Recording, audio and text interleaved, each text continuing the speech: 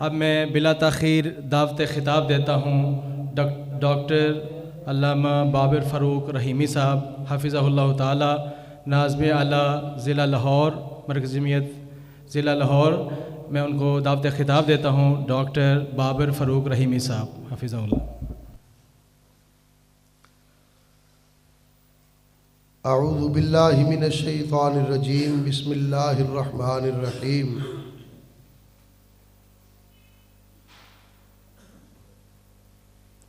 لقد کان لکم فی رسول اللہ اسوۃ حسنہ.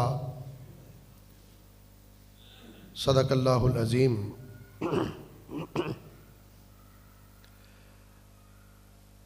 ہر قسم کی حمد و ثنا اللہ احکم الحاکمین ارحم الراحمین مالک یوم الدین کے لیے ہے، جو ساری کائنات کا اکیلا ہی پیدا کرنے والا اور اکیلا ہی اس کا نظام چلانے والا ہے.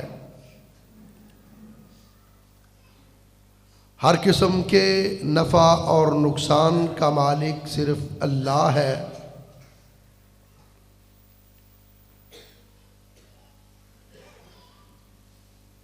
اولاد عطا کرنے والا، رزق عطا کرنے والا، صحت اور تندرستی کا مالک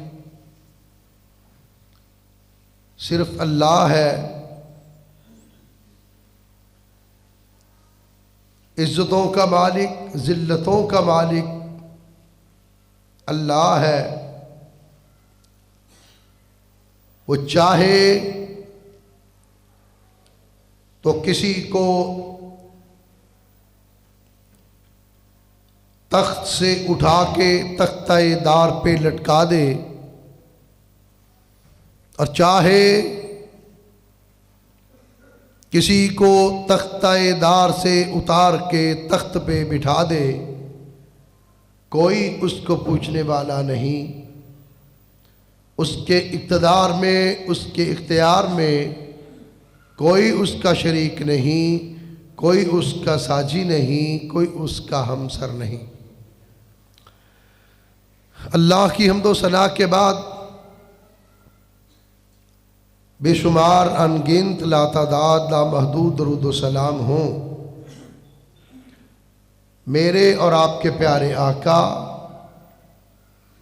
میرے اور آپ کے پیر و مرشد، امام الانبیاء، خاتم الانبیاء، نبی الانبیاء، جناب محمد الرسول اللہ صلی اللہ علیہ وآلہ واصحابہ وسلم کی ذات اقدس و مقدس پر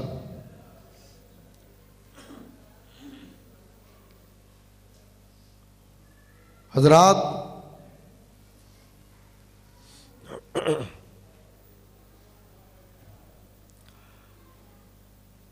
رب ذوالجلال نے انسان پر اور انسانیت پر بڑے احسانات کیے، مگر اللہ نے کوئی احسان نہیں جتلایا. اس نے ہمیں انسان پیدا کیا، احسان نہیں جتلایا. انسان پیدا کرنے کے بعد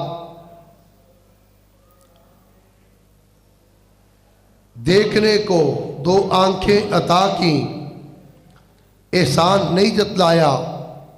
سننے کو کان دیے، اللہ نے احسان نہیں جتلایا. پکڑنے کو ہاتھ دیے، احسان نہیں جتلایا. سوچنے کو دماغ دیا، احسان نہیں جتلایا. دھڑکنے کو دل دیا تو احسان نہیں جتلایا. چبانے کو دانت دیے تو احسان نہیں جتلایا. چلنے کو پاؤں دیے تو احسان نہیں جتلایا. اور پھر ان پاؤں کے چلنے کے لیے زمین کا فرش بچھا دیا تو احسان نہیں جتلایا. فضا بنائی، ہوا بنائی، خلا بنائی، احسان نہیں جتلایا.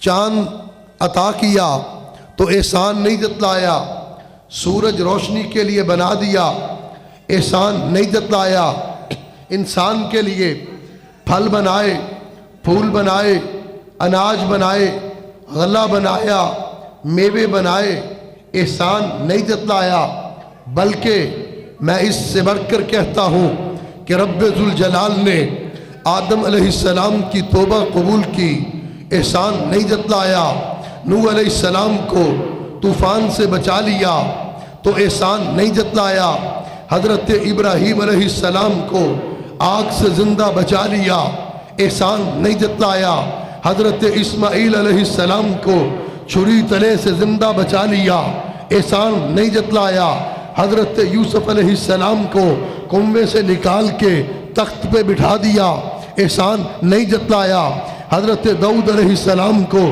خلافت عطا کی، احسان نہیں جتلایا، حضرت داؤد علیہ السلام کو خلافت دی، احسان نہیں جتلایا، سلیمان علیہ السلام کو بادشاہت عطا کی، احسان نہیں جتلایا، حضرت موسیٰ علیہ السلام کو فرعون کے مقابلے میں فتح عطا کی، احسان نہیں جتلایا، حضرت عیسیٰ علیہ السلام کو زندہ آسمان پر اٹھا لیا تو احسان نہیں جتلایا، احسان کوئی نہیں جتلایا، جتلایا تو ایک ہی بار جتلایا، ایک ہی احسان جتلایا، اس وقت جب اپنے پیارے، اپنے لاڈلے، اپنے حبیب، اپنے محبوب آمینہ کے لال، پیکر حسن و جمال، ساری کائنات کے سردار جناب محمد الرسول اللہ صلی اللہ علیہ وسلم کو پیدا فرمایا، آپ کی ولادت ہوئی، آپ کی آمد ہوئی، آپ کی بعثت ہوئی، اس وقت فرمایا لَقَدْ مَنَّ اللَّهُ عَلَى الْمُؤْمِنِينَ إِذْ بَعَثَ فِيهِمْ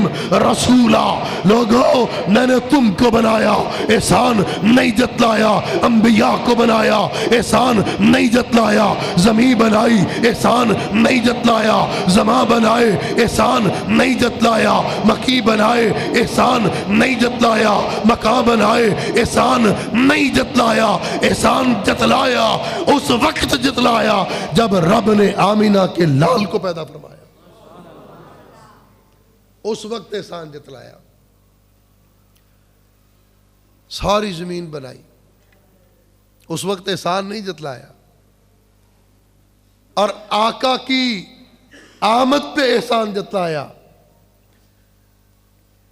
آسمان بنایا، آسمان نہیں جتلایا، سورج بنایا، آسمان نہیں جتلایا، احسان نہیں جتلایا، اس کا مطلب ہے کہ جس کا احسان جتلایا وہ زمین سے بھی اعلیٰ، بولو زمین سے بھی، مسئلہ سمجھ نہیں آیا، وہ زمین سے بھی ٹلے نے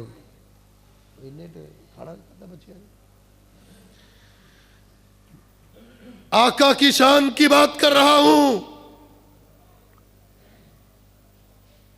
زمین سے بھی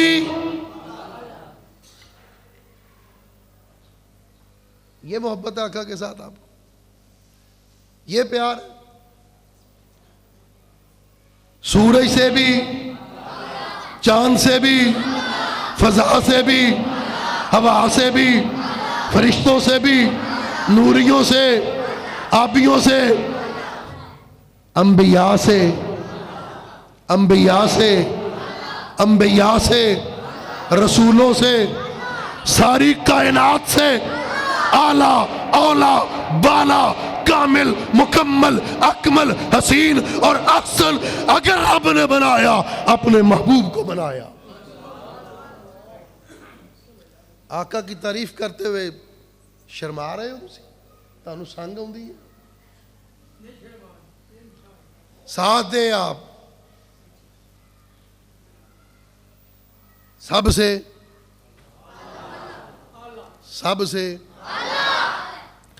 سب سے بہتر، سب سے برتر، اور اتنے بہتر اور برتر جب اللہ نے ان کو بنایا، پیدا کیا، اس وقت سے لے کر آج تک، اور آج سے لے کر قیامت تک، پھر قیامت سے لے کر جنت تک رب نے اپنے محبوب کی ہر ادا کو محفوظ کر دیا. نبی تو اور بھی بڑے آئے, ذرا بات سمجھنا آپ. رسول اور بھی بڑے آئے, 1,24,000 انبیاء کو بھیجا. لمبی بات نہیں کرتا. مولانا اعظم قاسم صاحب متصل نبی اور رسول جو آئے, حضرت عیسیٰ علیہ السلام ان کو پیدا کیا. حضرت عیسیٰ علیہ السلام جب اس دنیا سے آسمان پر زندہ اٹھائے گئے, حضرت عیسیٰ علیہ السلام کے آسمان پر زندہ اٹھانے کے بعد عیسیٰ علیہ السلام کی زندگی محفوظ نہیں, حضرت عیسیٰ علیہ السلام کی کتاب محفوظ نہیں, حضرت عیسیٰ علیہ السلام کی تعلیمات محفوظ نہیں, حضرت عیسیٰ علیہ السلام کے نظریات محفوظ نہیں, حضرت عیسیٰ علیہ السلام کے عقائد محفوظ نہیں, حضرت عیسیٰ علیہ السلام کے اقدار محفوظ نہیں, حضرت عیسیٰ علیہ السلام کے افکار محفوظ نہیں. حتیٰ کہ جو کتاب حضرت عیسیٰ علیہ السلام پہ نازل ہوئی, انجیل, وہ جس زبان میں نازل ہوئی, آج وہ زبان بھی اس دنیا کے اندر موجود ہے. کتاب موجود ہونا تو دور کی بات ہے, کتاب موجود ہونا دور کی بات ہے, وہ زبان ہی نہیں جس زبان میں انجیل اتری, آج وہ زبان بھی محفوظ نہیں. نہ حضرت عیسیٰ علیہ السلام کے عقائد محفوظ ہیں, نہ نظریات محفوظ ہیں.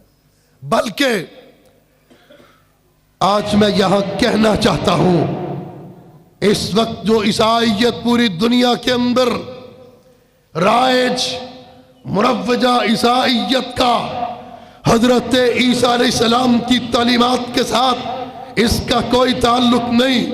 آج کی اس پاکستان کی, انگلستان کی, ہندوستان کی, امریکہ کی, پوری دنیا کی عیسائیت کا حضرت عیسیٰ علیہ السلام کے عقائد کے ساتھ کوئی تعلق نہیں, نظریات کے ساتھ کوئی تعلق نہیں, افکار کے ساتھ کوئی تعلق نہیں, اقدار کے ساتھ کوئی تعلق نہیں. حضرت عیسیٰ علیہ السلام کی تعلیمات, عقائد, نظریات, افکار اور اقدار اور تھے, اور اس موجودہ عیسائیت کے عقائد اور نظریات اور ہیں.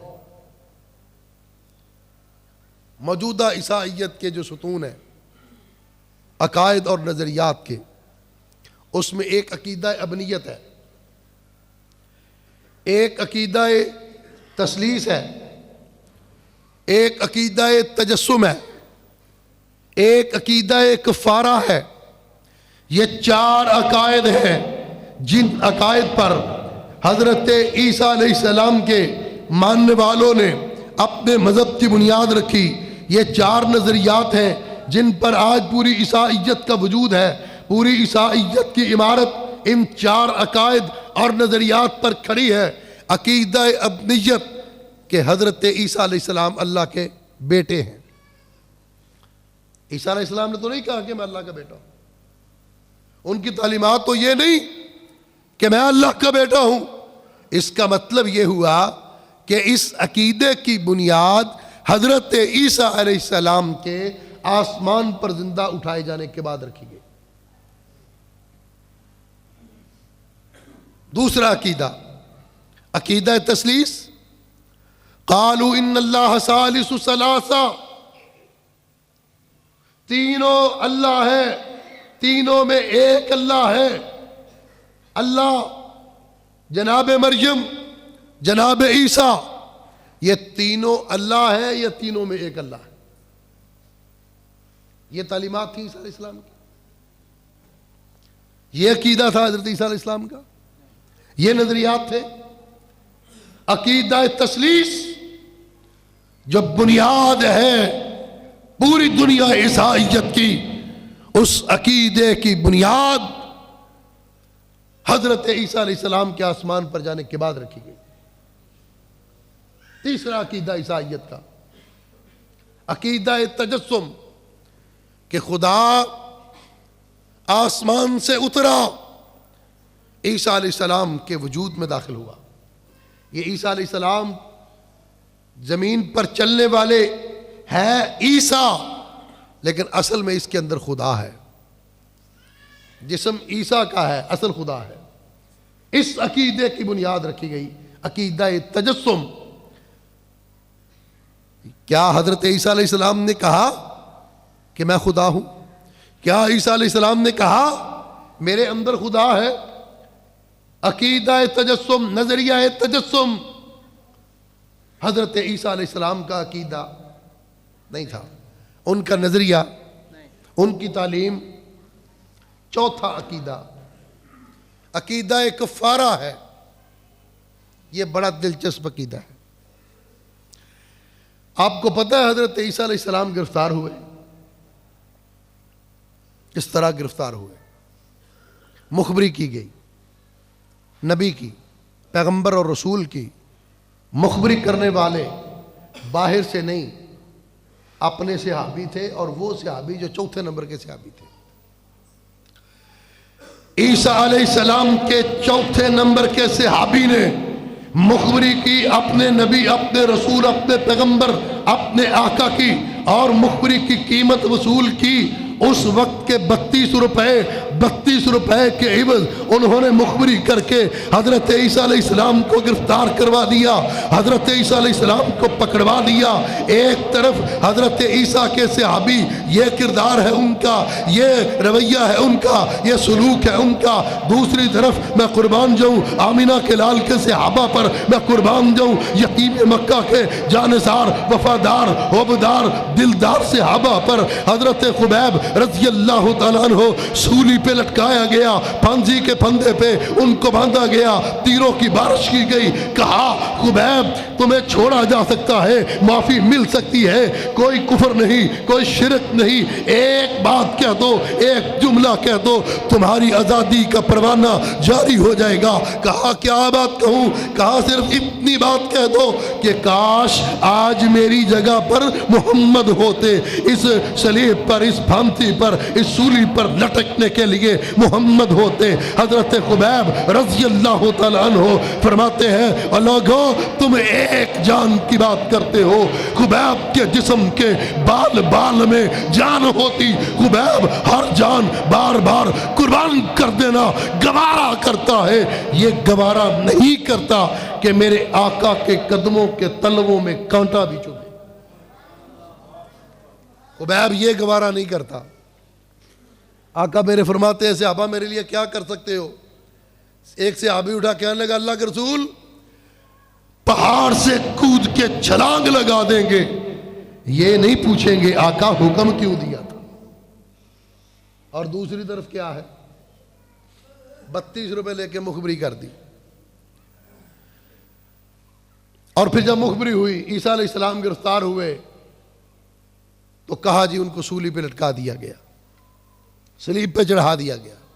جب یہ بات عام ہوئی تو دنیا عیسائیت بڑی پریشان ہوئی. تورات کھولی، انجیل سے پچھلی کتاب، تو تورات کے اندر لکھا ہے کہ جو شخص سولی پہ لٹکا دیا جائے، جس کو پھانسی دے دی جائے، وہ شخص ملعون ہوتا ہے. پھانسی چڑھنے والا شخص ملعون ہوتا ہے. جب یہ بات سامنے آئی تورات کے اندر لکھا ہے، بڑے پریشان. اب کیا کریں؟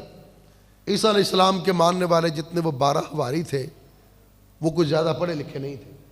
ان میں کوئی مچھیرا تھا، کوئی دھوبی تھا، اس طرح کے کام کرنے والے وہ لوگ تھے. صرف 12 صحابی، 12 لوگ ہیں. اور یہاں آمینہ کے لال صلی اللہ علیہ وسلم کے صحابہ 1,40,000 صحابہ. اور پھر یہ میں مسلم شریف کی روایت بیان نہیں کرنے لگا، نہ بخاری کی، نہ ترمذی کی، نہ سیاہ ستہ کی، نہ موطا امام مالک کی، نہ یہ علامہ احسان علیہ ظہیر شہید کا قول ہے، نہ پروفیسر ساجد میر کا فرمان ہے. یہ انسائکلوپیڈیا آف برٹانیکا نے لکھا. انسائکلوپیڈیا آف برٹانیکا کے الفاظ ہیں کہ حضرت عیسیٰ علیہ السلام کی ساری زندگی کو یکجا کیا جائے، ان کی ساری سیرت کو اکٹھا کیا جائے، ان کے حالات کو سارا لکھا جائے، تو ان کی زندگی کے 50 دنوں سے زیادہ کے حالات نہیں ملتے. یہ انسائکلوپیڈیا برٹانیکا نے لکھا عیسیٰ علیہ السلام کے 50 دنوں سے زیادہ حالات نہیں ملتے، یہ حالات تھے، اور پھر عقیدہ کفارہ کی بنیاد رکھی گئی۔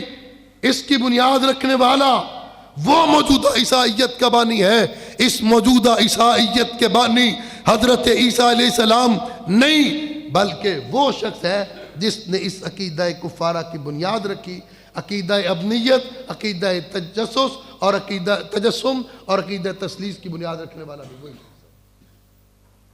اس کا نام تھا پولس۔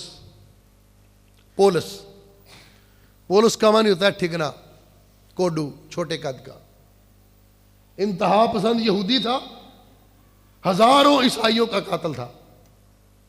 بعد میں یہ خود لیڈ کرنے لگ گیا، پڑھا لکھا آدمی تھا۔ جب دنیا عیسائیت پریشان ہوئی اس بات پر کہ عیسیٰ علیہ السلام کو تو کہتے ہیں سولی پہ لٹکا دیا گیا، اور سولی پہ لٹکنے والا ملعون ہوتا ہے، اس نے کہا فکر نہ کرو میں تمہارا حل نکالتا ہوں۔ حالانکہ عیسیٰ علیہ السلام سولی پہ نہیں لٹکائے گئے، پھانسی نہیں دی گئی۔ قرآن کہتا ہے وما قتلوہ وما صلبوہ ولکن شبہ لہم، قرآن کہتا ہے بل رفعہ اللہ الیہ، قرآن کہتا ہے وما قتلوہ یقینا۔ عیسائی پریشان ہے۔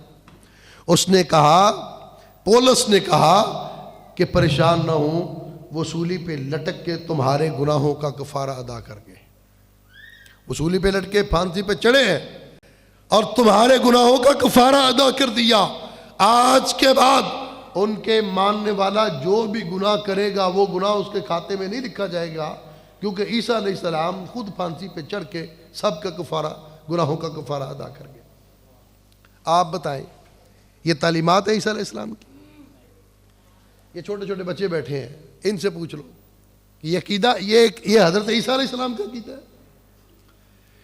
یہ ساری چیزیں عیسیٰ علیہ السلام کے نہ نظریات محفوظ ہے، نہ ان کا عقیدہ محفوظ ہے، نہ ان کی تعلیمات محفوظ ہے، حتیٰ کہ عیسیٰ علیہ السلام کی زندگی محفوظ نہیں، حضرت عیسیٰ علیہ السلام کی جوانی محفوظ نہیں، حضرت عیسیٰ علیہ السلام کا لڑکپن محفوظ نہیں، حضرت عیسیٰ علیہ السلام کی تجارت محفوظ نہیں، حضرت عیسیٰ علیہ السلام کی ساری زندگی 33 سالہ زندگی میں سے صرف 50 دن ہے جو مستند روایات کے اندر ملتے ہیں، 50 دن کی زندگی ملتی ہے، مگر میں قربان جاؤں دوسری طرف اپنے پیارے اور آقا مولا جناب محمد الرسول اللہ تاجدار مدینہ صلی اللہ علیہ وسلم کی زندگی پر میرے آقا کا ہر دن محفوظ ہے، ہر رات محفوظ ہے، ہر لمحہ محفوظ ہے، ہر گھڑی محفوظ ہے، میرے آقا کی صبح بھی محفوظ ہے، میرے آقا کی شام بھی محفوظ ہے، میرے نبی کا سونا بھی محفوظ ہے، میرے نبی کا جاگنا بھی محفوظ ہے، میرے نبی کا لیٹنا بھی محفوظ ہے، میرے نبی کا کھانا بھی محفوظ ہے، میرے نبی کا پینا بھی محفوظ ہے، میرے نبی کے آنسو بھی محفوظ ہے، میرے نبی کی مسکراہٹ بھی محفوظ ہے، میرے نبی کی جنگیں بھی محفوظ ہے، میرے نبی کا جہاد بھی محفوظ ہے، میرے نبی کا امن بھی محفوظ ہے، میرے نبی کے خطاب بھی محفوظ ہے، میرے نبی کا مکہ بھی محفوظ ہے، میرے نبی کا مدینہ بھی محفوظ ہے، میرے نبی کا خیبر بھی محفوظ ہے، حنین بھی محفوظ ہے، بدر بھی محفوظ ہے، احد بھی محفوظ ہے، تبوک بھی محفوظ ہے، حتیٰ کہ میرے نبی کی بیویاں بھی محفوظ ہے، حضرت عائشہ محفوظ ہے، حضرت حفصہ محفوظ ہے، ام حبیبہ محفوظ ہے، حضرت میمونہ محفوظ ہے، حضرت سودا محفوظ ہے، ام سلمہ محفوظ ہے، نبی کی بیویاں بھی محفوظ ہیں، نبی کے بیٹے بھی محفوظ ہیں، نبی کی بیٹیاں حضرت زینب محفوظ ہے، حضرت رقیہ محفوظ ہے، حضرت ام کلثوم محفوظ ہے، حضرت فاطمہ الزہرا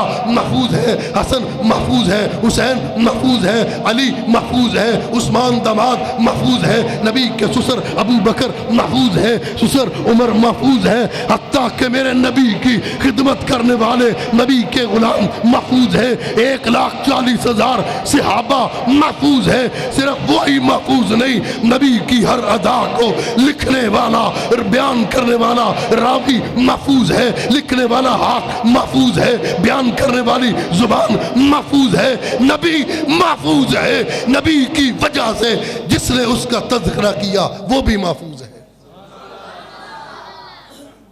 آپ ذرا غور کریں، آقا کی ساری زندگی محفوظ ہے، آقا کی ساری زندگی، جن کو سمجھ آئی ہے نا وہ بتائیں، آقا کی ساری زندگی محفوظ ہے. صرف اتنی بات نہیں، نبی کے صحابہ بھی، صحابہ کا خاندان بھی، تابی، تبا تابی اور اسماء الرجال کا فن اسلام کے علاوہ دنیا کے کسی مذہب کے اندر نہیں. 1 لاکھ سے زائد راوی جنہوں نے آقا کے ایک روایت کو بیان کیا، وہ راوی بھی محفوظ ہے. وہ روایت کرنے والا امام بخاری سے لے کر جناب محمد رسول اللہ تک جتنا اس سلسلہ سند چلتا ہے، سارے راوی محفوظ ہیں. ان راویوں کا حسب بھی محفوظ ہے، راویوں کا نسب بھی محفوظ ہے، راویوں کے والدین بھی محفوظ ہیں، راویوں کے اساتذہ بھی محفوظ ہے، راویوں کا زہد بھی محفوظ ہے، تقوی بھی محفوظ ہے، امانت بھی محفوظ ہے، ان کا علم بھی محفوظ ہے. اللہ نے اپنے محبوب کی وجہ سے، نبی کی سیرت کی وجہ سے، پیغمبر کے کلام کی وجہ سے، حدیث کی وجہ سے، جس نے اس کا ایک ایک بھی لفظ بیان کیا، اللہ نے ان سب کو محفوظ کر دیا. ان سب کو محفوظ کیا.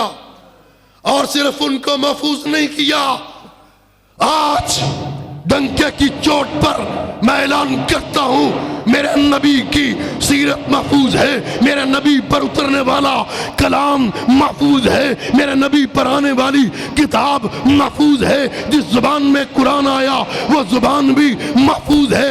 اس قرآن کو، اس کتاب کو پڑھنے والے یہ حافظ بھی محفوظ ہے، یہ قاری بھی محفوظ ہے، یہ امام بھی محفوظ ہے، خطیب بھی محفوظ ہے، مسجدیں بھی محفوظ ہے. امریکہ الٹا لٹک جائے، رب کبریا کی قسم، یہ مسجدیں، یہ مدرسے، یہ حافظ، یہ قاری، یہ امام، یہ خطیب قیامت کی صبح تک رہیں گے، اس لیے کہ ان کی نسبت پیارے آقا کے ساتھ ہے. یہ قیامت کی صبح تک محفوظ رہیں گے. کوئی ان کا بال بیکا نہیں کر سکتا، کوئی مدرسہ بند نہیں کر سکتا، کوئی مسجدوں کو تالے نہیں لگا سکتا. اللہ کے رسول کی ذات محفوظ ہے، ان کی ہر بات محفوظ ہے، ہر ادا محفوظ ہے، زندگی کا لمحہ محفوظ ہے. تو اس کو آگے پھیلانے والے، پڑھنے والے، پڑھانے والے، یہ سارے سلسلے محفوظ ہیں. انشاءاللہ انشاءاللہ قاری حبیب الرحمان صاحب محفوظ ہے، صابر علی انجم محفوظ ہے، حافظ اعظم قاسم محفوظ ہے. انشاءاللہ مرکزی جمعیت اہل حدیث کا ہر عالم، ہر خطیب، ہر مولوی، ہر واعظ انشاءاللہ قیامت کی صبح تک زندہ اور پائندہ رہے گا. ان کے ساتھ جڑ جائیے اگر آپ اپنے آپ کو زندہ رکھنا چاہتے ہیں. تو یہ جو قرآن کے قاری ہیں، قرآن کے حافظ ہیں، یہ حدیث پڑھنے والے، حدیث سیکھنے والے، حدیث پڑھانے والے، قرآن سکھانے والے، ان کے ساتھ جڑ جائیے. جو ان کے ساتھ جڑ جاتا ہے اللہ اس کو بھی زندہ اور پائندہ کر دیتا ہے. جو آقا کے نام کے ساتھ لگ جاتا ہے، آپ کی زندگی کے ساتھ لگ جاتا ہے. میں تو کہا کرتا ہوں، آج لوگ نام محمد پہ کٹ جاتے ہیں، مٹ جاتے ہیں، ذبح ہوتے ہیں. آپ نام محمد پہ مرنے کے لیے تیار ہو؟ صلی اللہ علیہ وسلم نام محمد پہ مرنے کے لیے تیار ہو؟ میرا عقیدہ، میرے مسلک کا عقیدہ، میری جماعت کا نظریہ سن لو، جو نام محمد پہ مر جائے وہ مرتا نہیں، ہمیشہ کے لیے زندہ ہو جاتا ہے. وہ ہمیشہ کے لیے زندہ ہو جاتا ہے. اللہ ہمیں اپنے محبوب کے ساتھ سچی اور سچی محبت کرنے کی توفیق عطا فرمائے. وآخر دعوانا الحمدللہ رب العالمین.